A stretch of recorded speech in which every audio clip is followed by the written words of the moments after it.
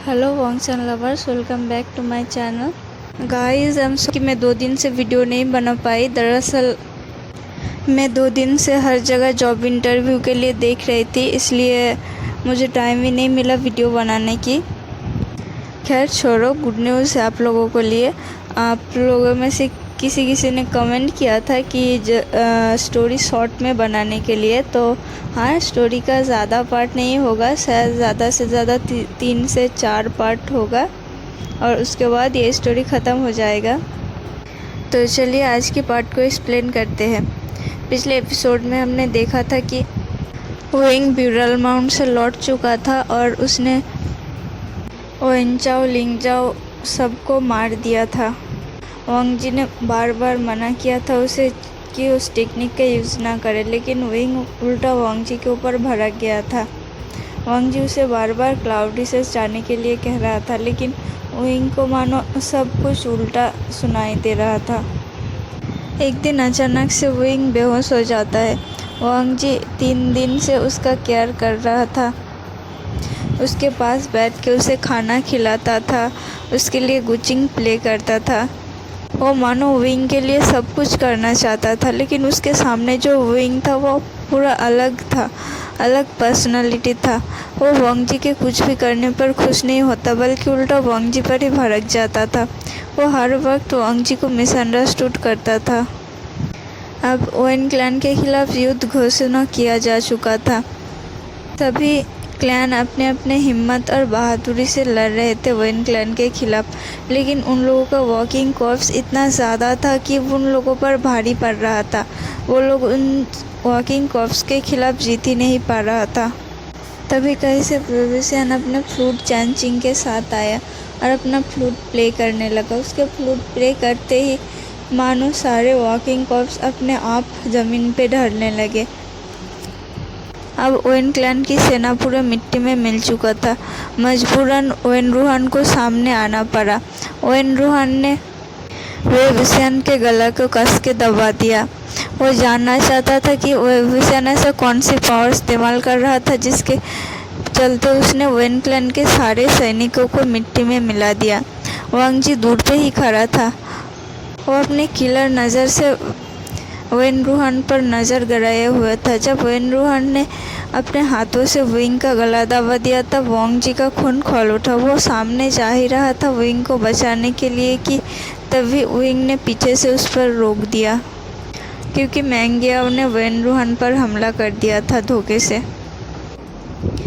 अब when clan हार चुका था और जिन क्लैन में वेन क्लैन के हार का उत्सव मनाया जा रहा था। इस वजह से एक नाइट हंटिंग के प्रतियोगिता रखा गया था। सब अलग अलग अपने अपने हंटिंग पे चले गए। जब वांग जी को विंग दिखा अकेले बैठा हुआ और ब्लाइंड फोल्डेड, तो वो अपने आप को संभाल नहीं पाया। विंग को ज़बरदस्त एक पेड़ पे पिन कर दिया और उसे किस करने लगा। पहले तो विंग को समझ नहीं आया कि उसे किसने किस किया, लेकिन जब उसने वांग जी को पेड़ पे अपना हाथ मारते हुए देखा तब उसे समझ आ गया कि वांग जी ने ही उसे किस किया। और ऊपर से वांग जी उसे पहले भी किस कर चुका था। वो वांग जी के लिप्स के टेस्ट को जानता था, लेकिन वो वांग जी के सामने किसी भी तरह से ये जताना नहीं चाहता था कि उसे पता है कि वांग जी ने उसे फोर्सफुली किस किया। पता नहीं कि इस बात के लिए उसे खुशी भी नहीं हो रहा था और गुस्सा भी नहीं आ रहा था, बल्कि वो तो वांग जी के साथ नॉर्मली बातें करते हुए चल पड़ा और वांग जी को टीजिंग भी करने लगा। तुम्हें पता है हंगवंजन, जब कोई लड़की आपको किस करता है तो कितना अच्छा लगता है। हाँ मुझे पता है, तुम्हें तो पता ही होगा क्योंकि तुम इतने बार ब्रोथल जो जा चुके हो। अगर मैं सच कहूँ तो तुम्हारा तो अफेयर भी था ना, एक्स्ट्रा मैरिटल। ऑफ कोर्स तुम्हें इस सब चीज़ का आदत तो होगा ही और तुम एक्सपीरियंस भी होगे। वांग जी को दिल में बहुत ज़्यादा दर्द हो रहा था ये सब सुन के। वो विंग की बातों को और नहीं सुनना चाहता था। विंग का हर बात उसके लिए स्टैब करने जैसा था। वो विंग को बताना चाहता था कि ये सब झूठ है। वो विंग को बता नहीं वाला था, तभी विंग ने उसे पकड़ के एक झाड़ी के पीछे छुप गया। विंग ने कहा, देखो पिकॉक मेरे सिजय को बाहर लेके गया है। वांग जी को पता नहीं चला कि उस दोनों को छुपना ही क्यों है, जबकि वो दोनों सामने से ग्रीट कर सकते थे। लेकिन तभी जियांग यानली और जिन जिसान के बीच कुछ बहस होने लगा और वेबुशन उन दोनों के सामने टपक पड़ा। उसने जिन जिसान पर हमला करने ही वाला था कि वांग जी ने जाके उसको रोक लिया। उस दिन जिन जिसुन भी वेबुशन के खिलाफ बहुत कुछ भला बुरा बोल रहा था, लेकिन यानली ने सबका मुकाबला किया। उसके लिए विंग के दिल में एक सॉफ्ट कॉर्नर तो था ही, लेकिन उसने उस दिन विंग का पूरी तरह से दिल जीत लिया था। उस दिन के बाद से वांग जी ने विंग को कई दिनों तक नहीं देखा।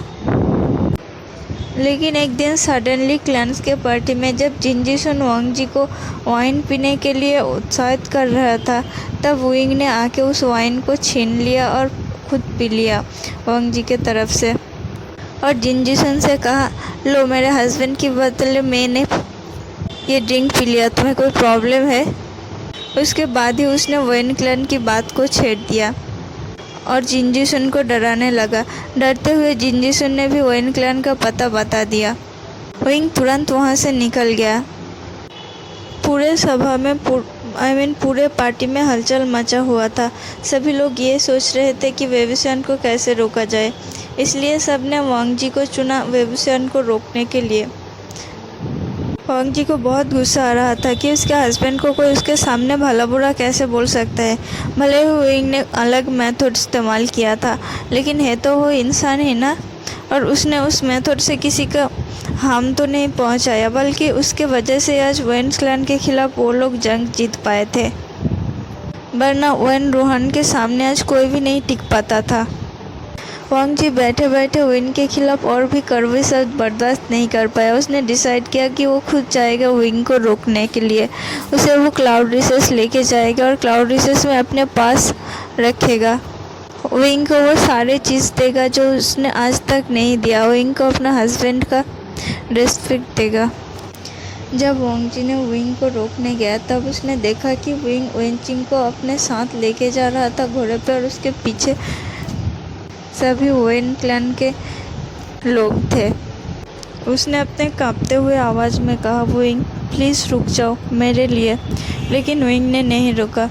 इसके बदले विंग ने कहा कि अगर मुझे मरना है तो मैं तुम्हारे हाथ में मरना पसंद करूँगा हंगवनजुन, लेकिन मैं कभी भी रुक नहीं सकता क्योंकि मेरे ऊपर इन सब लोगों की जिम्मेदारियाँ हैं और मुझे अपना जिम्मेदारी निभानी है। दूसरों की तरफ मैं अपनी जिम्मेदारी से मुँह नहीं मुँह कर सकता। इसका क्लियरली ये मतलब था कि वो वांग जी को ही निशाना करके ये सब कुछ बोल रहा था। जाते जाते फिर उसने वांग जी को दिखा दिया कि वांग जी ने अपने जिम्मेदारियों से मुकर गया था। वांग जी ने अपना जिम्मेदारी ठीक से नहीं निभाया था, जिसके चलते आज वेबुशन को उस रास्ते पे जाना पड़ा। अब तो वांग जी को कुछ फील होना भी बंद हो चुका था। विंग उसके सामने वेन क्लैन के लोगों को लेकर निकल गया। वांग जी भी चाहता था उसके साथ जाना, लेकिन उसका पैर, उसका शरीर ने पूरा हार मान दिया। उसने अपने सिर से छाता को हटा दिया और बारिश में अपने आंसू को निकलने दिया। वो तब तक रोया जब तक कि उसके सांसें फूल न गया। बार बार वो खुद को विंग के इस हालत की जिम्मेदारी बता रहा था। वो सोच रहा था कि अगर उसने विंग को थोड़ा सा भी रिस्पेक्ट दिया होता, अगर थोड़ा सा भी हस्बैंड का प्यार दिया होता, तो शायद आज विंग को इस रास्ते पे जाना नहीं पड़ता। आज शायद विंग उसके साथ क्लाउड रिसेस में होते। आज वो दोनों खुश होते, हस्बैंड्स की तरफ रहते, ना कि विंग उसे छोड़ के जाता। उस दिन वांग जी इतना ओवरवेल्म हो चुका था कि वहीं पे बेहोश हो गया था और लन सिचन को आखिरकार उसे उठा के जिंगसी पे लाना पड़ा था। वहाँ से जाने के बाद विंग और वेन क्लैन के लोगों का कहीं भी आता पता नहीं था।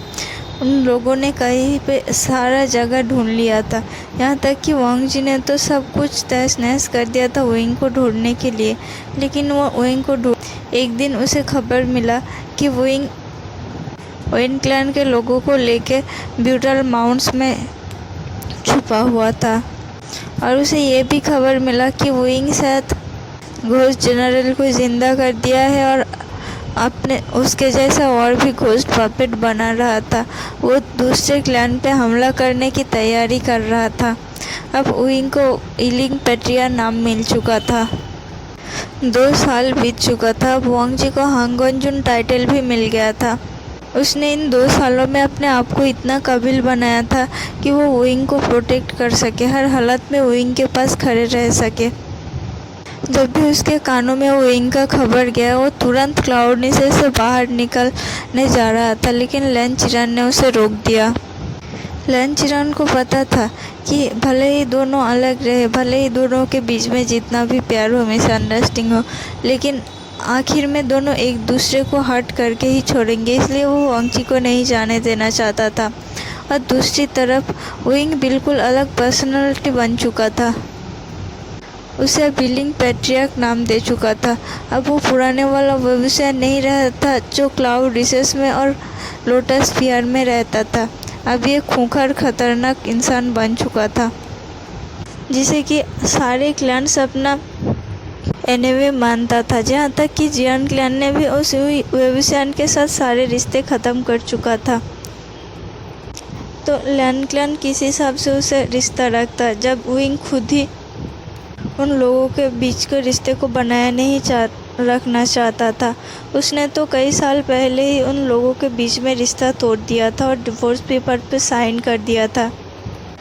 लैन चिरान को कहीं पे दिल में ये भरोसा था कि विंग ऐसा नहीं कर सकता। वेविसियन एक नेक दिल इंसान था जो कभी खूंखार इंसान में नहीं बदल सकता, लेकिन वो एक क्लैन का क्लैन लीडर था और किसी एक पर्सन के लिए वो अपने इमोशन, अपने फीलिंग्स को तो नहीं चेंज कर सकता था। उसे अपना क्लैन की ड्यूटीज निभाना था, ना ही किसी एक पर्सन के लिए अपने क्लैन को जोखिम में डालना था। अगर वांग जी विंग से मिलने गया तो विंग और भी ज़्यादा नाराज़ हो जाएगा, और अगर सबकी बात को सच मान ले तो विंग से क्लाउड रिसेस पे हमला भी कर सकता था इसके लिए। और लैन चिरान इतने बड़े प्रॉब्लम से नहीं निपट सकता था, क्योंकि उसके क्लैन हाल ही में रिवील्ड हुआ था। विंग क्लैन के क्लाउड रिसेस जलाने के बाद बहुत ही मुश्किल से उन्होंने लैन क्लैन को रिवील्ड किया था। अभी किसी के पर्सनल इमोशन के लिए वो लोग फिर से क्लैन के खतरे में नहीं डाल सकते थे। वांग जी बहुत ही ज़्यादा गुस्सा था, लेकिन उसे बेहोश करके जिंगसी में बंद करके रखा गया। तो चलिए फ्रेंड्स, आज के पार्ट को यहीं पे ख़त्म करते हैं। आई नो कि आज के पार्ट बहुत ही छोटा बना, लेकिन मेरे पास ज़्यादा टाइम नहीं था वीडियो को अपलोड करने के लिए, आई मीन रिकॉर्डिंग करने के लिए। और हाँ, मैंने इसलिए भी छोटा बनाया है क्योंकि इसका शायद मैं और 2 ही पार्ट बना पाऊँ, इसके बाद ये फ़ैन फिक्सन ख़त्म हो जाएगा। तो मैं नहीं चाहती कि आज ही ये फ़ैन फिक्सन ख़त्म हो जाए। इसके लिए मैं अभी 2 दिन छोटा छोटा ही पार्ट बनाऊंगी। आई होप कि आप लोग कुछ माइंड ना करें। अगर आप लोगों को वीडियो अच्छा लगा तो प्लीज़ लाइक, शेयर और कमेंट कर देना। और आज के लिए टाटा बाय बाय। देखने के लिए थैंक यू।